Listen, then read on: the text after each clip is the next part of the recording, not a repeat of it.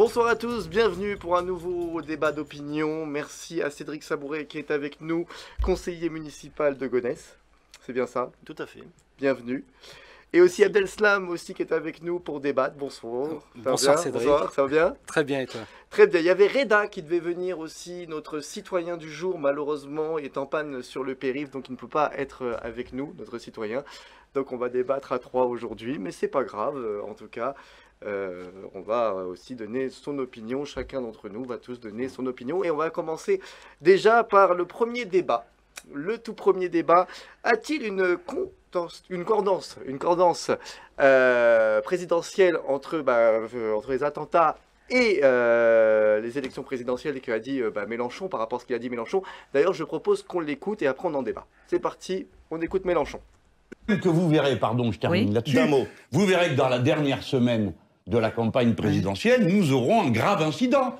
Alors ça a été ou un meurtre, ça a été Mera en 2012, ça a été l'attentat la dernière semaine sur les Champs-Élysées. Vous vous rappelez de tout ça? C'était la dernière semaine. Avant, on avait eu Papivoise, dont plus personne n'a jamais entendu parler après. Donc, tout ça, c'est écrit d'avance. Nous aurons le petit personnage sorti du chapeau, nous aurons l'événement gravissime qui va une fois de plus permettre de montrer du doigt les musulmans et d'inventer une guerre civile. Voilà, c'est bateau tout ça. Donc voilà, on a écouté Jean-Luc Mélenchon et la question est claire, y a-t-il une concordance entre les attentats et les élections comme affirme Mélenchon? Je vous pose la question, Cédric. Je crois que cette séquence a été largement commentée dans les médias et a plutôt suscité un tollé. L'élément qu'on ne peut pas suivre, c'est l'élément consistant à laisser penser qu'il y a une organisation derrière qui manipulerait, qui organiserait les attentats à la place des vrais auteurs des attentats ou qui organiserait des actes de délinquance inqualifiables à la place des gens qui le font réellement. Donc cette logique un peu complotiste a été très critiquée. Je pense qu'elle est critiquable. Alors c'est une mouvance qui est forte aujourd'hui, la mouvance complotiste, mais je pense qu'il faut faire attention à pas jouer avec ça parce que ça laisse penser qu'il y a toujours des dessins cachés derrière avec des petits groupes de puissants qui manipuleraient. Je pense que la réalité, c'est Rocard qui disait il faut toujours plus croire aux âneries qu'aux complots parce qu'il faut une très bonne dose d'intelligence et d'organisation pour réussir les complots et souvent on en manque. Donc en réalité, voilà, je pense qu'on ne peut pas trop le suivre là-dessus. Par contre, ce qu'il souligne, et c'est vrai que c'est d'une manière générale aujourd'hui, les questions de sécurité, les questions identitaires également, sont des questions qui sont très prégnantes dans le débat politique. Elles ne le sont pas à une semaine ou à 15 jours d'une élection présidentielle, elles le sont tout le temps, elles le sont toutes les semaines, elles le sont presque tous les jours. Et ça pose un problème par rapport au débat politique général, c'est que ça occupe tout l'espace. Aujourd'hui, la question sécuritaire, les questions liées, je dirais, aux faits divers, ont tendance à mettre au second plan les questions économiques, les questions sociales, d'autres questions sociétales qu'on pourrait aussi se poser, notamment la question des inégalités, la question de la fracture territoriale dans notre pays. Tout est abordé sous le prisme déformant et effrayant de l'insécurité permanente, on va dire. Et c'est à mon sens ça qui est pointé. Voilà, autant je partage pas la ligne complotiste qui est un petit peu sous-jacente dans les propos de Mélenchon, autant je pense que la déception ou le désarroi vis-à-vis du fait qu'aujourd'hui le débat politique est complètement centré sur les questions uniquement de sécurité, je pense que là-dessus, on peut suivre le raisonnement. Adelslam, là-dessus. Alors, sur les propos de Mélenchon, le propos n'est pas sous-jacent, il est clair et évident. Lorsqu'il parle justement d'une sorte de mise en scène qui arriverait au moment de grandes élections, c'est une façon de répondre à un électorat qui, lui, est complotiste pour le coup, un électorat dont aucun politique ne se préoccupe, et qu'il se dit là, il y a une niche pour moi, et j'ai tout intérêt justement à récupérer tous les gens qui sont justement dans une méfiance. Mais vous le savez bien, Cédric Sabouret, cette méfiance et cette défiance à l'égard du politique, elle se développe, elle s'exacerbe. Et aujourd'hui, vous le savez vous-même qui êtes élu, il y a toujours cette méfiance dès lors qu'un politique ouvre la bouche, c'est pour dire un mensonge lorsque l'on entend les complotistes. Et donc qu'il y a toujours une autre vérité. Et que Mélenchon, en faisant ça, en fait, dessert la cause de plein d'élus qui font le travail, qui sont des élus de terrain et qui font le travail depuis toujours. Et pour le coup, on jette encore une fois l'anathème sur des gens qui fomenteraient de faux attentats uniquement dans un intérêt électoraliste. Et là, en fait, la chose est claire. Ça devient très très compliqué, en fait, de faire de la politique en France lorsqu'on est un élu local. Vous en pensez quoi, pour le coup? Allez-y, Cédric. Je peux rejoindre effectivement cette analyse. En fait, le vrai sujet, le vrai problème, c'est qu'aujourd'hui, quand on essaye d'être dans la modération et dans je dirais, la pondération des propos, en politique, on n'est pas écouté.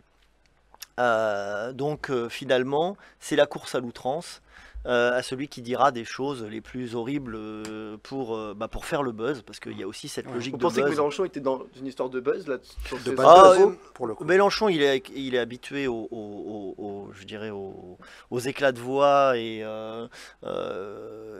D'ailleurs, ça ne le sert pas toujours. Hein. non, tout à fait. Mais là, je pense que effectivement, Là, vous pensez vraiment que c'était pour le buzz? En fait, il a dit ça, il est sorti, et c'était une histoire pour faire vraiment le buzz? Ou il est pas ou il le pensait vraiment? il n'est pas impossible que ça marque ce que je vous disais tout à l'heure, un certain désarroi. Parce qu'aujourd'hui, toute sa stratégie politique a du mal à fonctionner. Donc effectivement, quand c'est difficile, on est amené parfois à faire un peu n'importe quoi. La République, c'est moi. La Par République, exemple c'est moi, c'était plus un énervement sur le coup, je pense, que quelque chose qui a été volontaire. Cédric On Sabouret, parle de vous la savez très perquisition, bien, c'est ça, de oui, Jean-Luc c'est ça, Mélenchon, la la République, perquisition. c'est moi. Non, Mais mais vous faut savez le très prévenir aux bien spectateurs. que si tout citoyen lambda avait fait la moitié du quart de tout ça, aurait eu de sévères problèmes. Vous le Ah savez. bah c'est typiquement la réaction d'un type qui se fait arrêter sur la route et qui gueule après les policiers qui l'ont arrêté. Hein. C'est vraiment c'est de même acabit. Mais moi, les gars, je prends des personnes qui écoutent Mélenchon aujourd'hui Ouais. et qui se disent, on va être à 2 semaines des élections, ce qu'il dit, il y a une ou 2 semaines des élections, ils vont avoir peur de quoi? Qu'il va y avoir un attentat qui va frapper, qu'il va y avoir quelque chose, parce qu'il dit que ça arrive à chaque élection présidentielle, et je pense que les gens ont peur de ça. Quand vous entendez Mélenchon, moi j'ai parlé avec des personnes qui m'ont dit, bah, on a un peu peur de ça. Alors est-ce que vous pensez qu'on vit dans la peur tous les jours à cause des attentats? Oui, parce que oui. Mais quand on va arriver de proche des élections présidentielles, comme Mélenchon a sorti ça, les gens vont se dire ça va frapper, ça va Mais y avoir quelque chose. des attentats, il y en a eu. Ah, Il y tout en le a temps. eu avant des élections, Oui, il y en a eu après avant des et élections, après. il y en a eu pendant qu'il n'y avait pas d'élections. Enfin, je veux dire, de ce point de vue-là, c'est quelque chose. Voilà, le Bataclan, il n'y a pas d'élection au moment du Bataclan. Voilà, pour autant, voilà, c'était le pire attentat qu'on ait jamais connu sur le territoire national. Donc voilà. On peut rentrer dans ce jeu consistant à voir des complots partout. Je pense qu'il faut être vigilant. On est quand même dans des sociétés aujourd'hui qui sont des sociétés démocratiques. On a la chance d'avoir des moyens d'investiguer. Voilà, j'ai vraiment du mal, moi, à penser qu'aujourd'hui la vérité puisse nous être totalement cachée. Je pense qu'elle finit par éclater à un moment donné. Donc, toutes ces idées selon lesquelles il y aurait des manipulations, je sais que ça plaît, hein, ça peut plaire. Moi, j'attends toujours d'avoir des preuves avant d'affirmer qu'il y a des manipulations. Après, ce que je rejoins tout à l'heure, et je décale un peu ma réponse, mais ce qui était dit sur le discrédit que rencontrent les politiques en général, et y compris les politiques locaux, et y compris les politiques qui font leur travail. Et je trouve ça assez désespérant parce que finalement, dans la grande centrifugeuse de la politique, Tout le monde y passe. le risque, c'est d'éliminer les bons et de garder que les mauvais, au sens où, enfin, je m'explique. Allez-y. Si l'outrance permet de gagner, si le mensonge est plus porteur que la vérité, et si tout le monde est mis dans le même sac, celui qui travaille, celui ou celle qui travaille, qui essaye de dire les choses honnêtement, sera forcément à un moment donné éliminé du jeu. Donc Et puis, ou s'éliminera soi-même, parce que c'est très fatigant finalement, ou très frustrant, de faire honnêtement son travail et dire « Oh, vous les politiques malhonnêtes, etc. » Enfin, moi, à titre personnel, j'ai déjà rencontré ce genre de cas de figure. Les politiques, c'est tous les mêmes. Moi, je vais vous donner une anecdote. J'ai rencontré, il n'y a pas très longtemps, une personne qui m'a vu à l'œuvre dans mon travail de conseiller municipal ou conseiller départemental, qui m'a vu assister à des réunions où j'essayais de faire avancer les choses, voilà, qui sait que je travaille comme conseiller départemental, que j'ai des positions constructives, on va dire. Et c'est quelqu'un qui m'a affirmé « Oh là là, moi je ne vais plus voter à aucune élection parce que les politiques sont tous les mêmes. » Et je lui dis « Mais il y a des politiques que vous avez vu travailler. Bon, on a déjà eu plein de d'autres que citoyens vous n'avez ici qui disaient ça. Hein. pas vu travailler. » L'affaire Fillon est passée un petit peu par là aussi. Oui, mais bien sûr, mais moi, je fait suis des pas François dégâts. Fillon. C'était à l'occasion d'une campagne électorale où moi j'étais candidat. Et la personne me dit non, non, mais les politiques sont tous les mêmes. De toute façon, on ne peut pas leur faire confiance, etc. Mais je dis, mais tout le travail que j'ai fait, en plus, c'est quelqu'un que je connaissais depuis longtemps. J'ai fait un travail, on m'avait vu à l'œuvre. Enfin, vous pouvez dire que ceux que vous ne connaissez pas, éventuellement, vous pensez qu'ils ne vont pas avoir des pratiques néfastes. Mais en fait, non. Donc, le politique en général est mis dans le même sac que tout le monde. Et le danger. C'est pour ça que c'est l'abstention qui est numéro 1 en France. Alors, c'est le premier parti de France. Le danger, c'est l'abstention. C'est éventuellement la reconduction des malfaisants, comme je dis, c'est-à-dire ceux qui font pas le boulot, mais qui ont suffisamment de... le clientélisme, notamment le clientélisme local, c'est un vrai problème politique aujourd'hui dans notre pays qu'il va falloir qu'on aborde. Et moi, je trouve que la ligne consistant, notamment dans le cadre de la gestion de la crise sanitaire, à dire « Oh là là, c'est les maires qui vont être formidables, ils vont tout gérer localement, et il n'y a que eux qui vont gérer », je pense que ça a été néfaste également dans le cadre des élections municipales. Enfin, on les a pas mal déshabillés, les maires, aujourd'hui, avec les comités d'agglomération, les EPT. On les a pas tant de ça déshabillés. En tout cas, sur notre territoire, je peux vous dire que la communauté d'agglomération, elle exerce un certain nombre de compétences, mais les compétences principales, elles continuent à être exercées par les mairies.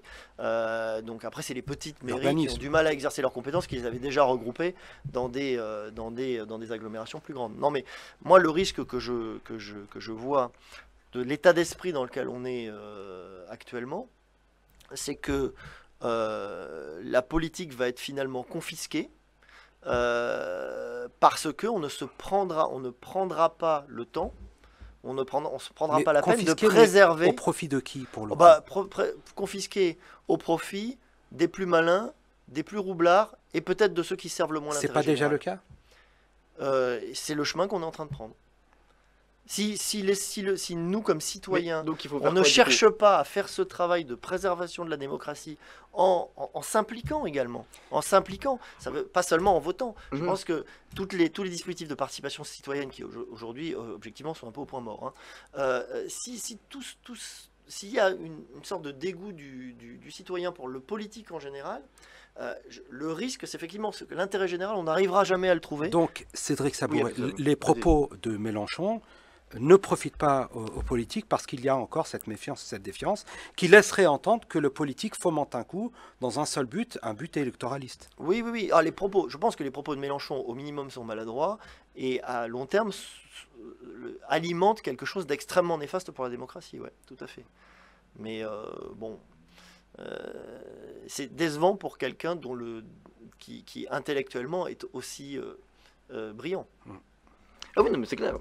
Mais aussi qu'il est écouté aussi par le peuple, parce que Mélenchon, on sait que quand même il y a du monde qui vote pour lui et que il y a des électeurs pas aussi assez manifestement. Pas assez manifestement, mais il y a quand même des électeurs qui votent pour lui quand même. Donc Oui, sa voix, elle compte aussi. Sa voix porte. Sa voix, voilà, ça compte aussi dans le débat de l'opinion, dans le débat politique, ça compte aussi. Et c'est pour ça que je pense qu'il y a des personnes aussi qui se disent est-ce qu'il a raison? Je pense qu'il y en a plein qui se demandent, ils se posent la question. Et justement, c'est pour ça qu'aussi on pose cette question aussi aujourd'hui, savoir comment ont été ces propos aussi à travers vous et à travers vous, Abdeslam, de savoir comment vous pensez ça. Abdeslam, les propos de Mélenchon, vous avez été choqué ou pas? Vous savez, moi, je suis pas choqué par Mélenchon. Mélenchon fait du Mélenchon. Donc, vous savez, il n'est pas à sa première déclaration. On connaît sa réaction vis-à-vis des journalistes. On connaît ses propos qui n'ont qu'un seul but, de faire du buzz. Alors, du bon buzz ou du bad buzz, chacun appréciera. Mais non, c'est le trublion, c'est celui qui anime et qui... voilà, moi vous savez, moi je suis pas fan de Mélenchon. Vous connaissez ma position, elle est plutôt au centre, loin des deux extrêmes, y compris de l'extrême gauche. Donc, vous voyez, moi je suis pas fan de Mélenchon. D'accord. Et je pense que la politique c'est quand même quelque chose de sérieux, qu'il faille parler aux citoyens les yeux dans les yeux et pas avoir justement ce type d'idée d'alimenter, de favoriser une sorte de complotisme ou de théorie du complot. Je pense que ça a tendance justement à scinder la société en deux, entre ceux qui croient et ceux qui ne croient pas. Et je pense que le défi, il est ailleurs quand même. Il est où le défi, par exemple? Et il est justement de régler des problèmes de justice sociale dans ce pays, des gens qui travaillent, qui ne vivent pas décemment de leur salaire, de gens qui ne travaillent pas, de gens qui hésitent entre manger ou se soigner. Donc il est là l'enjeu, il n'est pas dans les déclarations de Mélenchon. Comme disait Cédric Tabouret tout à l'heure aussi, la même chose, à peu près. J'ai l'impression qu'on se rejoint un petit peu sur l'analyse et sur nos inquiétudes. Sur quelle démocratie et quel rapport aux politiques on est en train de construire pour les années qui viennent. En tout cas, on va passer au deuxième débat. Voilà, deuxième question. Tout simplement, on va passer aux deuxième question. Alors, quand Macron giflait, oui, est-ce que vous avez vu la gifle de Macron? Vous l'avez vu? Un peu raté, mais oui, je l'ai vu. Vous l'avez pas vu? Non, j'ai pas vu. Vous n'avez pas vu? En fait, Macron... Je l'ai su. Hein, en fait, Macron, il a voulu aller voir le peuple, tout ça. Il court, hein, on voit bien courir Macron. Et il y a un monsieur qui lui donne une gifle et qui dit à bas la Macronie et Saint-Denis. Voilà, j'ai plus vraiment la phrase en tête là. Mais c'est Montjoie Saint-Denis. Montjoie Saint-Denis, et après qu'il le gifle. Le cri des chevaliers français. Les chevaliers français, et qu'il le gifle. En gros, un cri scandaleux, hein, on peut dire ça comme il est, on va en débattre aussi. Et qui gifle. Et nous, on a proposé la question, quand Macron giflait, attaque-t-on la France? Est-ce que pour vous, Cédric, on attaque la France quand Macron est giflé? Non. Je pense que ça a plus trait à ce qu'on a dit, ce qu'on vient de dire. Finalement, il y a un lien entre les deux débats. Oui. C'est le rapport dégradé aux politiques. Après, on a tendance à oublier aussi le passé. Là, il y a le prisme réseaux sociaux. Il faut savoir que des chefs de l'État ou des ministres qui, dans le cadre de leur déplacement, connaissent des incidents de ce type-là, c'est quelque chose qui a existé. C'est quelque chose qui a existé dans le passé. Au salon de l'agriculture. Je regardais une émission télévisée ce matin où un des chroniqueurs a rappelé que Laurent Fabius et Mitterrand se déambulant dans Paris. Mitterrand s'était fait, donc ça devait être au milieu des années 80, Mitterrand s'était fait cracher à la figure par une personne. Sans doute d'extrême droite. Ou on ne sait pas, mais en tout cas j'ai pas plus de détails que ça. Mais voilà, simplement, il n'y avait pas Facebook, il n'y avait pas Twitter, il n'y avait pas de téléphone, il n'y avait pas de smartphone, il y avait pas... Donc en fait, cet événement-là a pas fait le buzz comme on disait tout à l'heure. Mais voilà. Après, moi, je pense que ça peut être aussi l'occasion de rappeler qu'il y a des choses qui ne se font pas, qu'il y a un minimum de respect qui est nécessaire dans notre comportement. Enfin, on ne gifle pas quelqu'un avec qui on est en désaccord politiquement. Non, mais par exemple dans un magasin, voilà, et on ne gifle pas quelqu'un avec lequel on est en désaccord politiquement. Manuel Valls en a fait les frais. Manuel Valls a été agressé, oui. Peut-être, c'est possible. Oui, il avait pris une claque. Mais il y avait Sarkozy aussi qui était agressé. Sarkozy s'était fait prendre par le col à un moment où il avait été dans la foule pour serrer la main à certains au public, et il y a eu pas mal de choses. Il y avait Hollande aussi qui avait pris une tarte aussi, je sais plus, sur le quai de train, où un mec il met une non, tarte il avait pris un sac de farine. Oui, un sac de farine, oui. Fait enfariner. Oui, c'était fait enfariner. Donc oui, en effet, il y a... moi, je pense qu'on dégrade l'image du président aujourd'hui à s'attaquer comme ça physiquement au président de la République.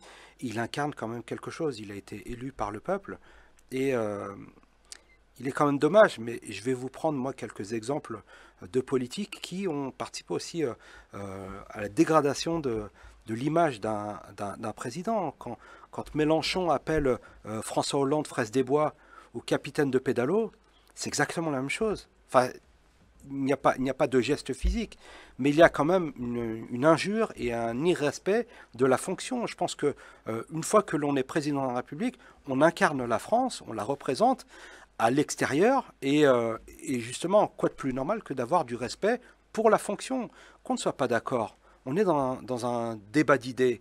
Je ne suis pas d'accord avec vous et je vais vous dire pourquoi. Ça ne pose aucun problème. Mais sans prendre physiquement une personne, ou sans prendre à son allure, ou le traiter de fraise des bois, ou alors de capitaine de pédalo, c'est des choses qui sont juste inconvenables, et il faut vraiment le respect de la fonction. C'est quelque chose de capital. Je ne sais pas ce que vous en pensez. Oui, alors effectivement, il faut le respect de la fonction, et il faut aussi...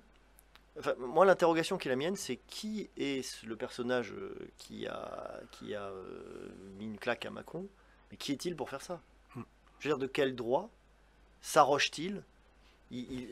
Peut-être imagine-t-il exprimer par son geste le sentiment du peuple. Mais on a le droit de gifler personne. De quel droit estime-t-il? Alors, si c'est un geste politique, ça veut dire qu'il estime être le peuple qui doit sanctionner son dirigeant. Mais de quel droit s'arroge-t-il, ce monsieur-là, la possibilité de parler au nom du peuple dans son ensemble? Quand on veut parler au nom du peuple, il y a une manière très simple de faire, c'est se présenter à des élections. Ouais. Et regarder si on arrive à convaincre ou à pas convaincre. Et encore une fois, tout est lié, hein, dans les débats que nous avons.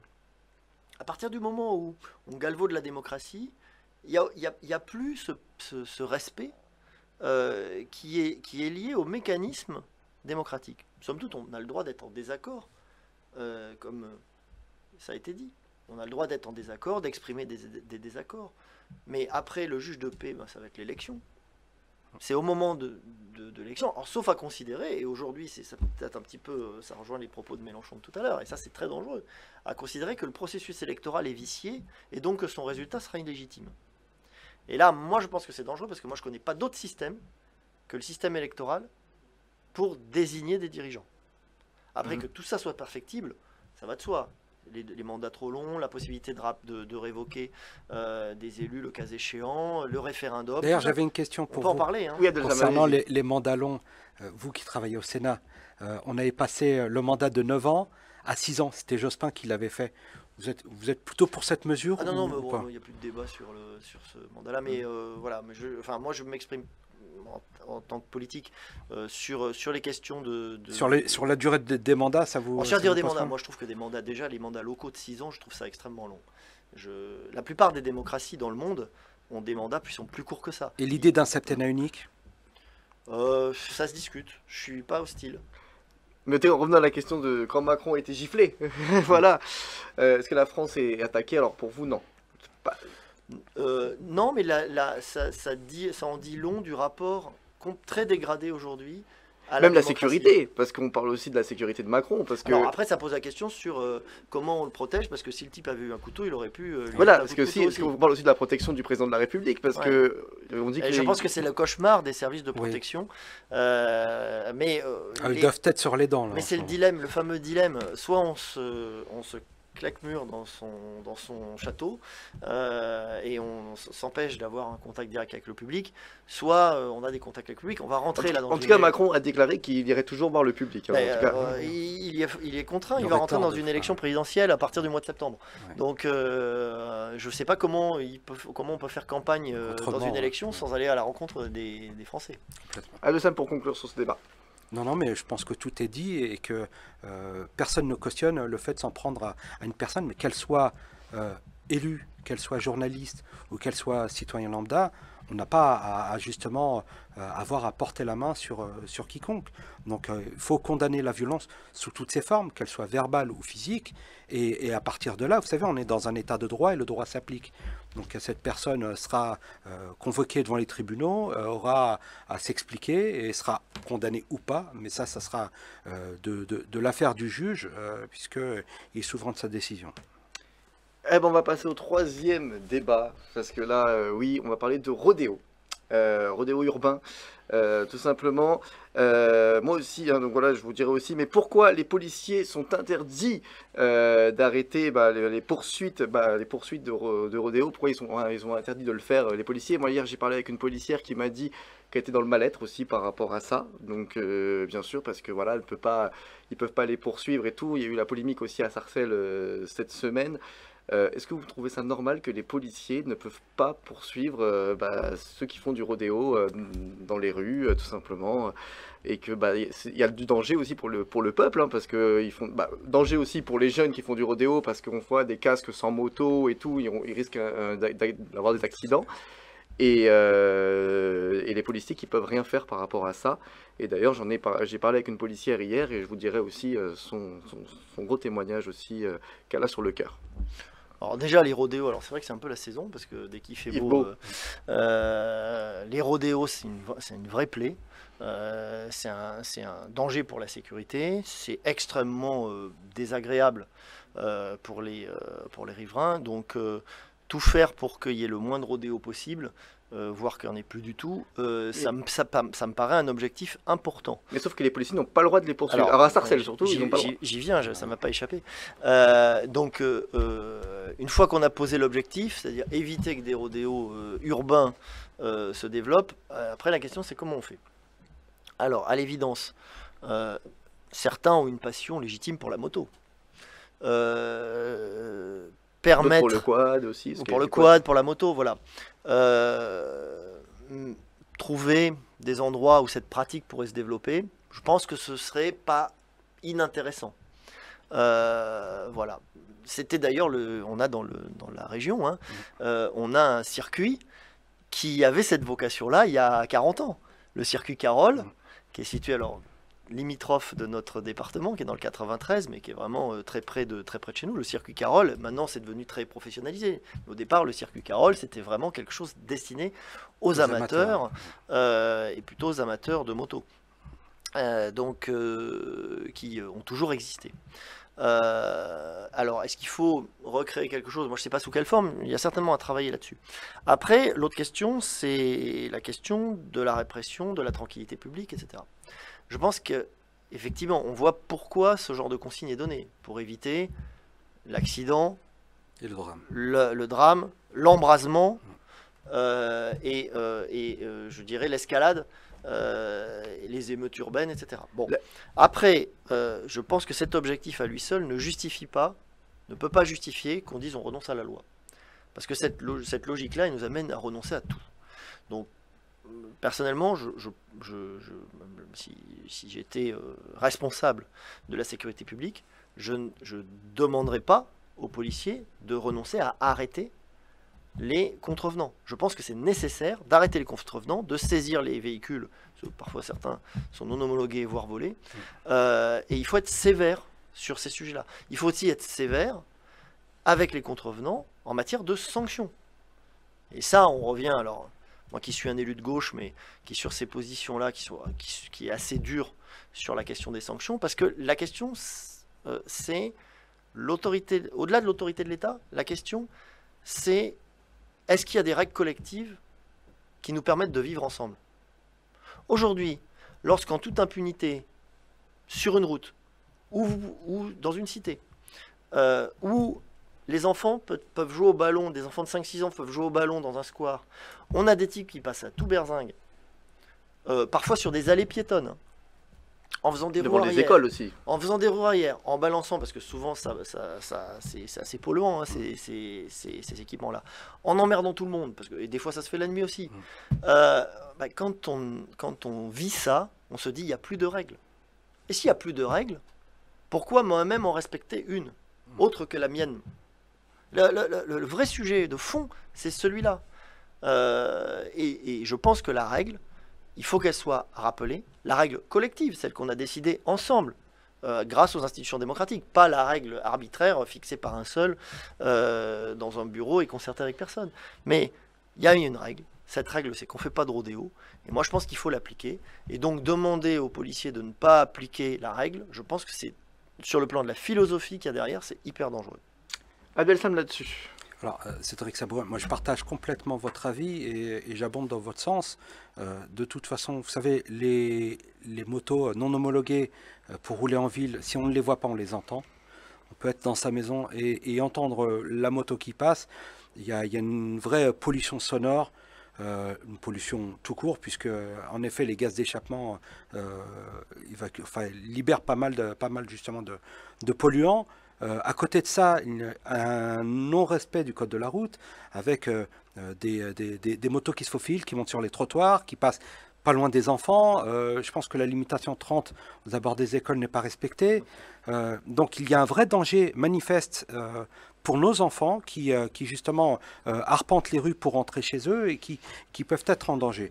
Ensuite, sur la question de la répression, en effet, vous avez raison, il faut absolument faire respecter la loi et que les véhicules qui sont non homologués pour la conduite en agglomération doivent être saisis et les personnes doivent être poursuivies.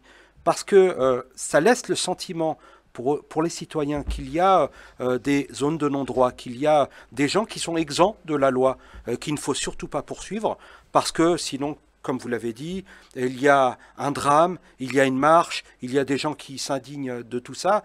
Mais si à la base, la loi avait été respectée, on n'en serait pas là. Donc moi, je suis pour la saisie pure et dure des véhicules et pour ne pas les rendre. Je vous le dis, dans les yeux. J'ai aucun problème avec ça. Donc, et toutes ces personnes qui, justement, le citoyen moyen, qui paye ses impôts, qui est dans les clous, qui ne commet aucune infraction, et qui est arrêté parce qu'il a oublié sa ceinture ou parce qu'il est un petit peu distrait ou autre, et que l'on verbalise, quelle injustice pour lui. Et il n'hésite pas à le dire, ah oui, mais la motocross qui vient de passer là juste à l'instant, vous lui dites rien, lui. Vous voyez, et du coup, ça crée de l'injustice. Et les gens ont le sentiment, justement, que l'on s'en prend toujours aux mêmes personnes. Ah, mais c'est d'accord, mais moi j'ai parlé avec une policière hier, parce que quand je préparais l'émission, j'ai parlé avec une policière. Et sans casque, et ça, sans tu l'avais casque précisé. Aussi, mais je parlais avec une policière aussi hier, parce que voilà, j'ai voulu avoir l'avis, qui m'a dit on ne peut plus arrêter, parce qu'on a l'ordre de ne plus arrêter, et que l'État ne nous suit plus par rapport à ça. Ils nous disent de ne pas y aller, parce que ça ferait trop de problèmes, trop de polémiques et tout ça. Mais quand on voit que les policiers n'y vont pas, alors parce que l'État leur dit laissez tomber, parce qu'on va avoir, ça va chauffer dans les quartiers, c'est ce qu'elle m'a dit, ça va chauffer et que après on n'aura plus les armes pour répondre. On voit que c'est en fait c'est les jeunes qui font la loi en France. Franchement, franchement, moi elle me l'a dit clairement. J'ai parlé avec elle hier soir. C'est ce que dit là l'extrême droite aujourd'hui. Ouais. Bah oui, mais c'est. Mais il y a une manière, à mon avis, de répondre qui permet de ne pas verser dans l'extrême droite. C'est le rappel de la règle commune. Parce qu'effectivement, le discours extrémiste, ça va être de toute façon les jeunes sont irrécupérables, donc voilà, il faut aller nettoyer au Karcher. Des camps de rééducation. C'était un président qui n'était pas d'extrême droite. Nicolas Sarkozy qui avait dit ça. Mais en fait, je pense que le combat, qui est un combat culturel, qu'il faut mener au sens noble du terme, c'est un combat pour le respect de la règle commune. C'est un combat. Ça va au-delà de la question de la restauration de l'autorité. Mais c'est l'idée qu'il faut mettre dans la tête des gens. C'est la même idée qu'ont les écologistes. Ils disent on n'a qu'une seule planète.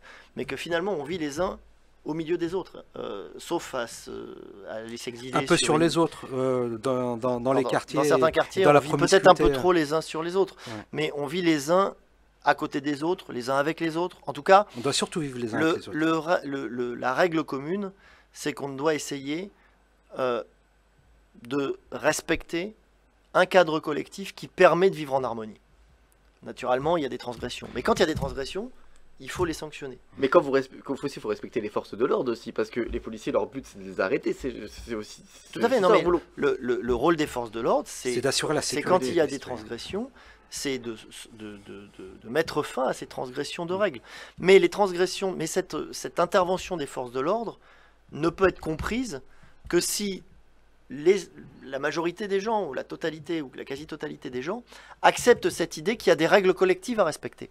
Si à un moment donné, cette idée s'évanouit, l'idée selon laquelle des règles collectives sont nécessaires pour vivre en collectivité, ou que ces règles sont illégitimes, si cette idée s'évanouit, eh bien je pense que l'intervention des forces de police, elle est impossible.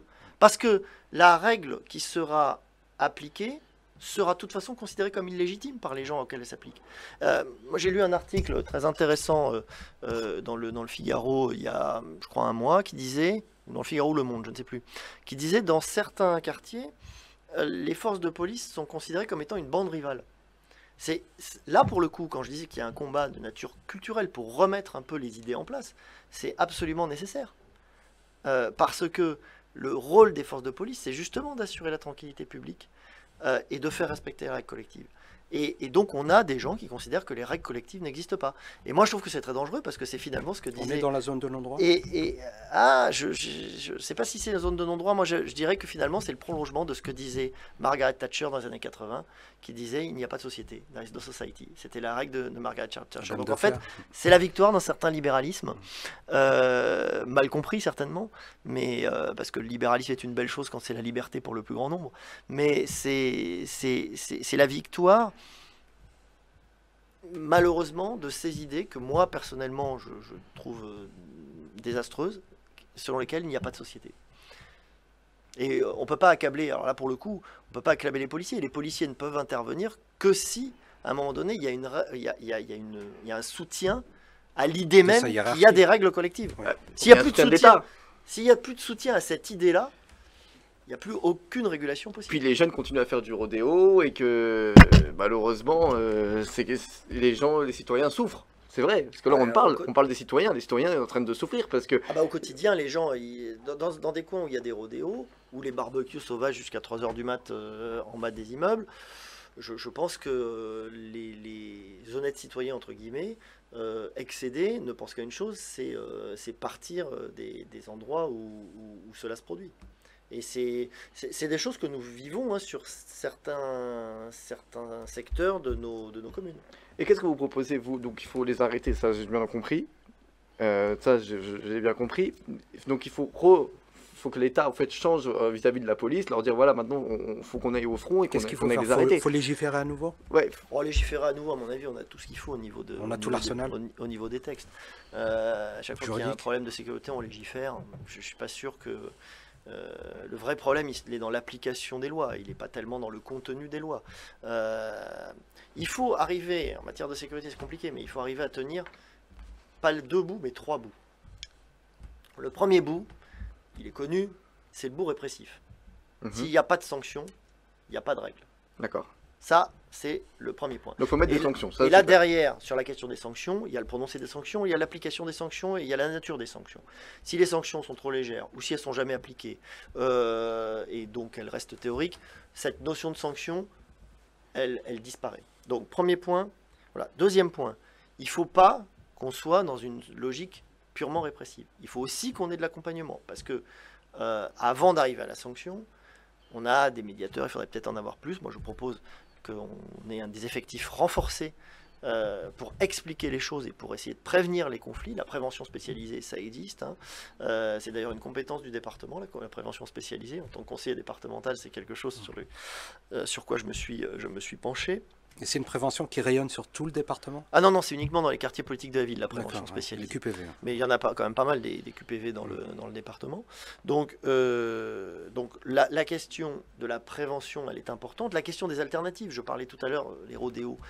Peut-être que si demain on installait des fois, un les terrain... rodéos vont dans les zones pavillonnaires et ils ne sont plus dans les QPV. Non, mais ça peut s'étendre aussi. Mais si demain on créait...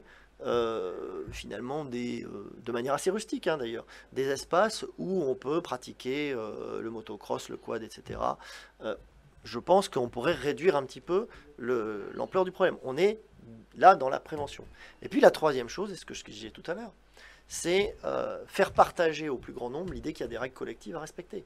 Parce que on aura beau mettre des sanctions, faire de la prévention, si l'idée qui est dans la tête des gens, c'est que finalement je fais ce que je veux, personne n'a le droit de me dire quoi que ce soit, et si j'emmerde les autres, c'est pas grave, eh bien, on pourra mettre tous les arsenaux qu'on veut, excusez-moi pour la faute de français, tous les arsenaux qu'on veut, ça ne marchera pas.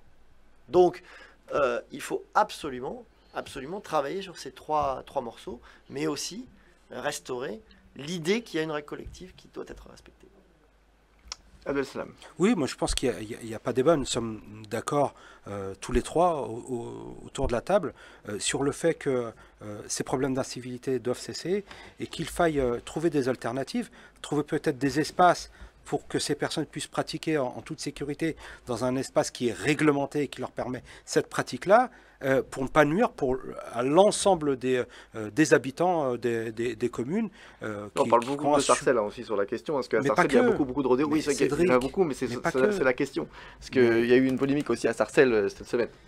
Mais pas que. Dans toutes les villes, on est touché par ces choses-là et on croise les doigts pour que justement on n'ait pas de drame sur nos villes. Aussi, oui. Voilà, la France aussi, oui. Bien sûr. Moi, il y a quand même une chose à laquelle je pense.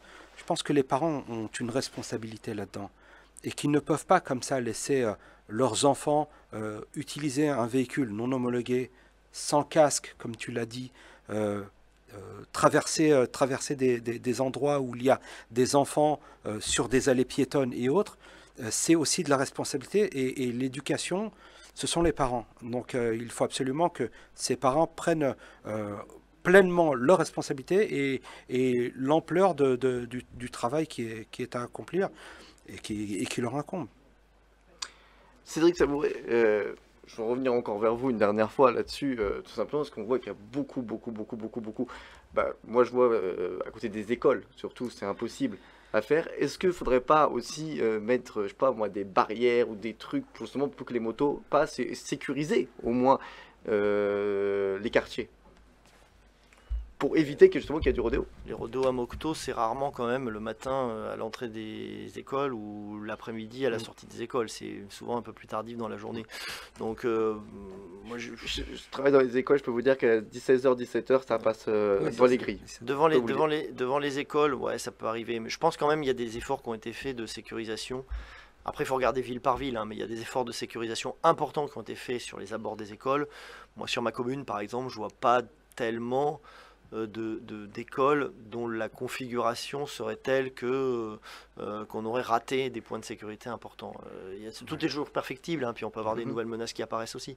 Enfin, globalement, je pense que dans la plupart des communes, il y a une sécurisation des abords des écoles qui existe. Après, l'enjeu, c'est d'avoir aussi du personnel qui assure la sécurisation des écoles, police municipale, parfois des agents qui sont souvent avec des gilets fluorescents pour assurer, je dirais, tout ce qui est l'abord, enfin le bon fonctionnement de l'abord des écoles, et notamment en matière de stationnement des véhicules des parents. Ça peut aussi être un souci, mais tout dépend des configurations locales. Au département, le département donne des subventions pour la réalisation d'aménagements aux abords des écoles. C'est un dispositif qui s'appelle ARC École en fait, et les communes peuvent obtenir des cofinancements, et souvent les communes le font, des cofinancements du département pour sécuriser les abords des écoles. Moi, j'avais une question à vous poser en matière de sécurité. Aujourd'hui, on voit bien le désengagement de l'État sur une fonction régalienne de l'État qui est la sécurité, avec le développement des polices municipales. Est-ce que vous pensez que l'État a failli justement à sa mission qui est d'assurer la sécurité des citoyens? Moi, je pense que soit l'État remet, on a des besoins en matière d'effectifs notamment, en matière d'intervention. Qui diminue dans les commissariats de police nationale. On a des besoins en matière d'effectifs qui ne sont pas, auxquels on répond mal ou on répond pas, ou l'État ne répond pas. Il y a un renforcement des effectifs de police qui a été annoncé par le ministre de l'Intérieur. Bon, je pense qu'à long terme, le risque, c'est que les effectifs ne suivront pas l'évolution des besoins. Donc il faut prendre acte de cette situation. Et il faut, ce qu'a fait un peu la loi sécurité qui a été votée récemment, et il faut renforcer les prérogatives des polices municipales. Je pense qu'il faut aussi réfléchir à des polices qui soient intercommunales en réalité, parce que ça nous donnerait des moyens supplémentaires. Moi, ce qui me fait être un peu plus hésitant sur les polices municipales, c'est que je considère qu'il ne faut pas que ce soit des outils à la disposition du bon vouloir des maires. Il y a des règles qui doivent être définies à un autre niveau et pas seulement par les maires. Enfin, je me méfie beaucoup de la privatisation, alors c'est pas tout à fait une privatisation, mais privatisation au profit des municipalités, des polices municipales. Et je pense que l'intercommunalisation des polices municipales, le fait de, c'est un peu techno, excusez-moi pour, Non, le terme, mais le fait de faire des polices intercommunales, c'est certainement la voie médiane qui permet d'éviter en gros que la police municipale soit la milice du maire, quoi. C'est un peu fort comme terme, mais c'est parfois un peu comme ça que les fonctionnements, que ça fonctionne. Enfin, c'est le premier magistrat de la ville. Bah, c'est le premier magistrat de la ville, mais comme magistrat, il a des droits, mais il a aussi des obligations. Exactement. Et l'obligation de respecter l'égalité entre les citoyens, c'est une obligation qui est particulièrement forte et qui est souvent mal mise en œuvre. Mal mise en œuvre. Donc, voilà. Et l'intercommunalisation, je pense que ça peut être une voie médiane. Moi, j'avais une question. Une dernière question, et après on y va. Vous abordiez la prévention et la répression. Est-ce que vous pensez, comme un ancien ministre de l'Intérieur qui a été Premier ministre et qui est devenu président de la République, que la police n'a pas vocation à jouer au football avec les jeunes?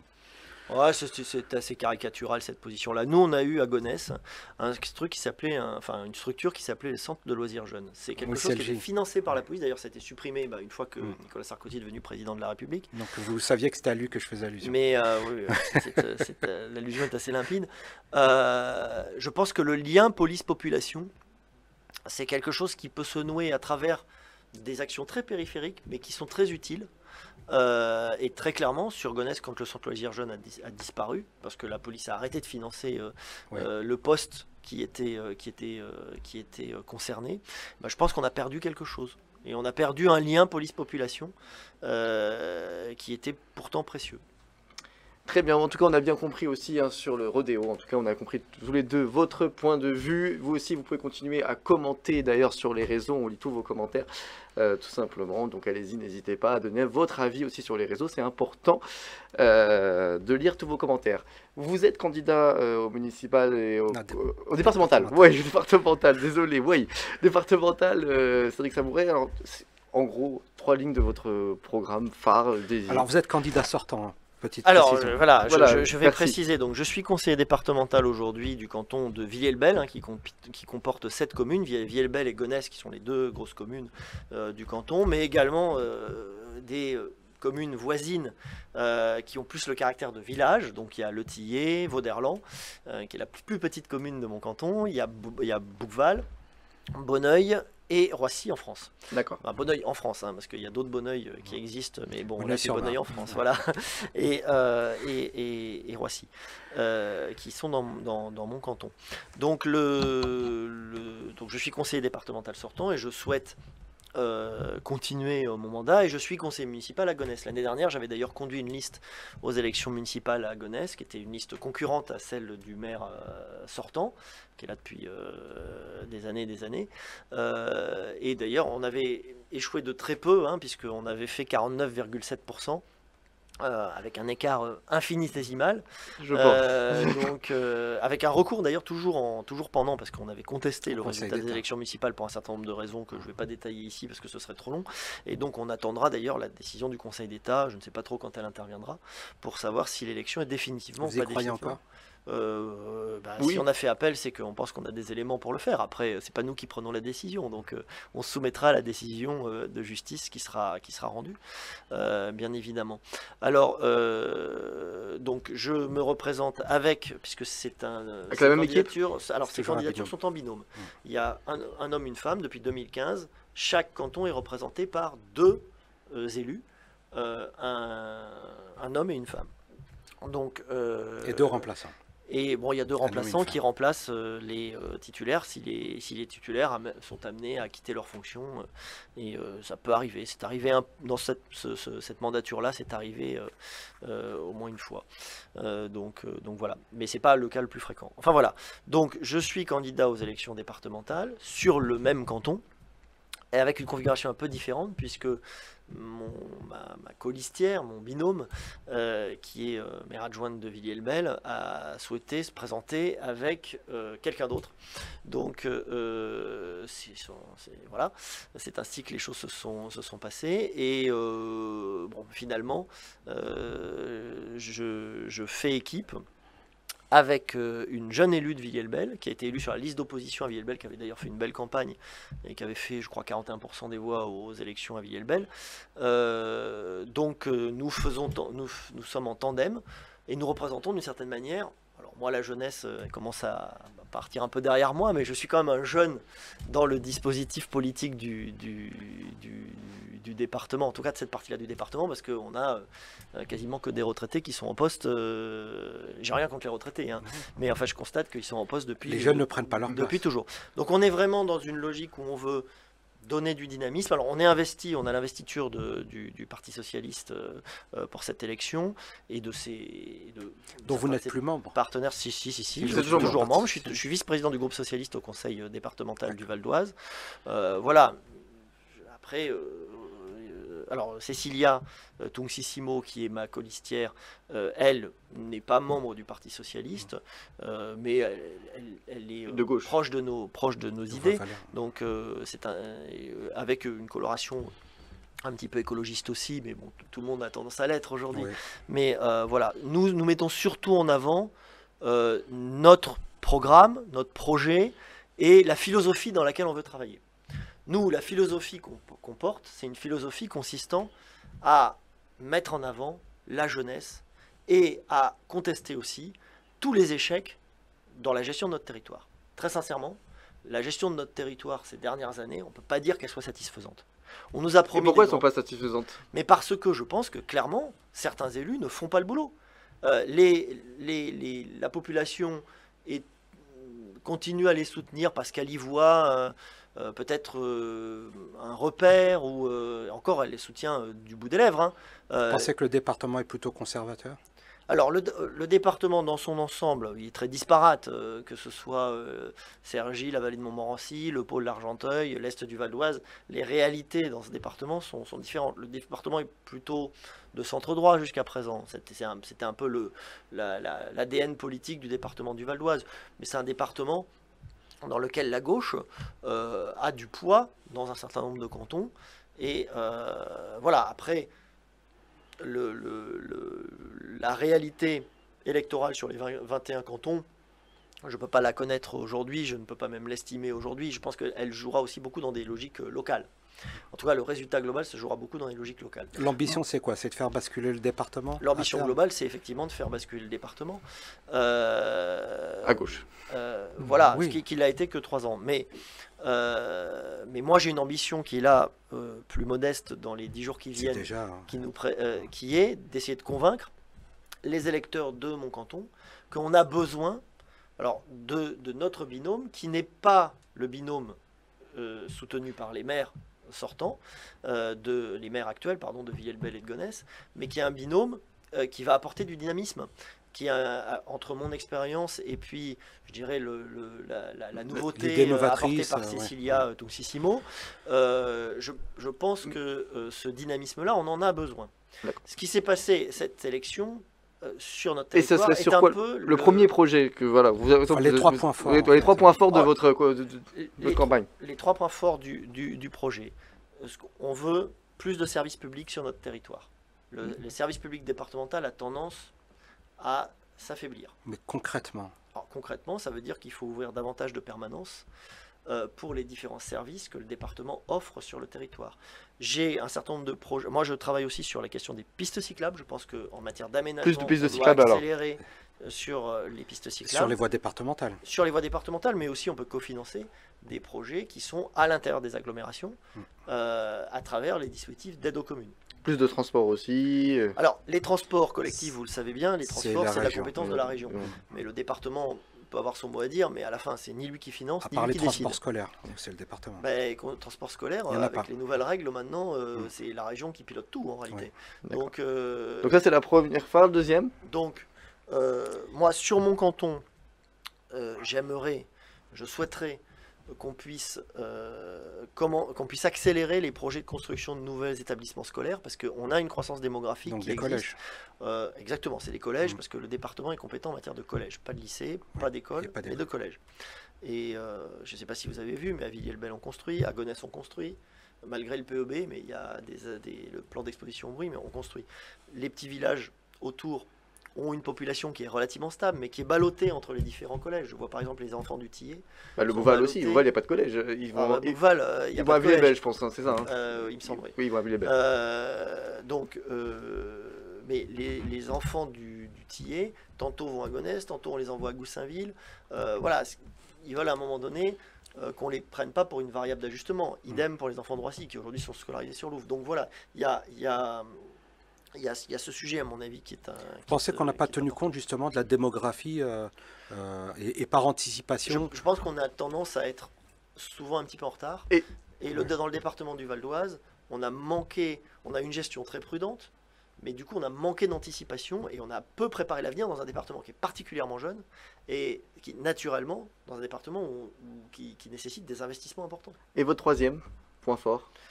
Alors notre troisième point fort... Alors c'était les services publics. Alors notre troisième point fort, je dirais, c'est pas sur le projet, c'est sur la philosophie que l'on porte.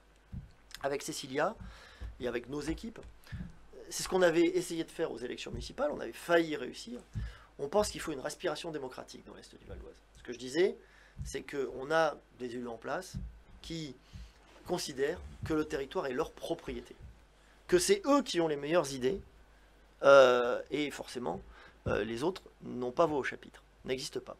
Et ils enchaînent bêtise sur bêtise. La dernière en date, je vous la donne, alors là c'est municipal, on nous a validé un schéma de collecte des ordures ménagères qui est fait par le Sigidurs, où dans toutes les zones pavillonnaires de Gonesse, mais je crois que Villers-Bel est aussi concerné, et puis d'autres communes, on allait avoir qu'un seul ramassage au lieu de 2 par semaine. Résultat des courses, ça ne vous a pas échappé qu'il fait très chaud, la ville, nos villes sont en train de puer.